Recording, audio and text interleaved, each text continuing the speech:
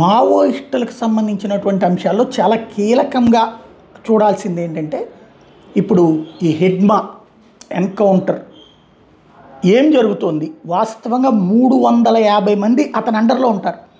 నక్సలైట్లలో ఓ రకంగా సైనికాధిపతి అతను.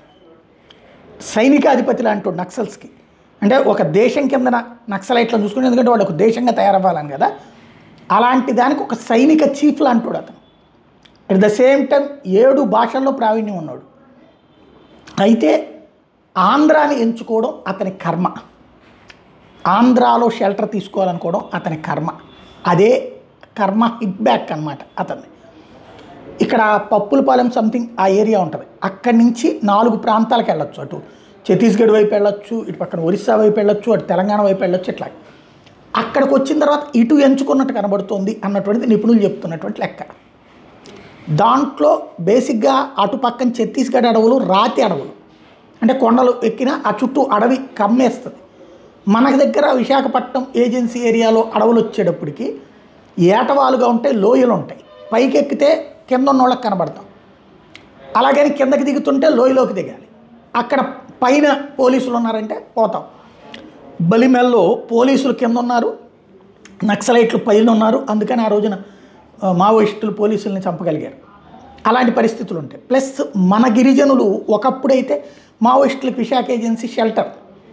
ఇవాళ రోజున అక్కడ ఈ గంజాయి పంట కావచ్చు, ఇతరత్ర ఇప్పుడు కాఫీ పంట, ఇట్లాంటి వాటి వల్ల ఆదాయాలు బాగా వచ్చినటువంటి సందర్భంలో వీళ్ళు అక్కడికి వెళ్తే, వీళ్ళ కోసం పోలీసులు అక్కడికి వస్తే వాళ్ళ వ్యాపారాలు దెబ్బతింటే, వాళ్ళ ప్రైవసీ దెబ్బతింటాయి. కాబట్టి వాళ్ళు ఎవరు వీళ్ళకి సహకరించరు. ప్లస్ ఇక్కడ అతనికి ఉన్నటువంటి కాంటాక్ట్స్ తక్కువ. యాక్చువల్గా సుదీర్ఘకాలం పాటు అతను ఛత్తీస్గఢ్లోనే ఉన్నాడు. ఛత్తీస్గఢ్లో ఉన్నటువంటి భాషలన్నీ బాగా తెలియటం, దాంతో అక్కడే ఉన్నాడు.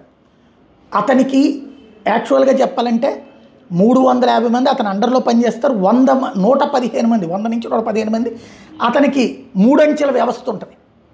ఇప్పుడు ఈ 3 అంచెల వ్యవస్థను వదిలేసి ఒక ప్లటూన్, అంటే దాదాపు 15-20 మందితో ఉండేటటువంటి టీంతో తిరుగుతున్నాడన్న ప్రచారం ఉంది. ఇప్పుడు చూస్తే 6 ఎన్కౌంటర్ అయ్యారు. అంటే మిగతా వాళ్ళని పట్టుకున్నారా? ఇది తేలాల్సినటువంటి అంశం. రెండవది, ఈ దొరికినటువంటి వాళ్ళల్లో హిడ్మా దళం అంటున్నారు. అంటే వాళ్ళని ముందే పంపించేశాడు. ఇక్కడికి 27 మందిని పంపించండి, మిగతా వాళ్ళని ఎక్కడికి పంపించారు. టోటల్గా అతని అండర్లో ఉన్న 350 మంది ఎక్కడున్నారు?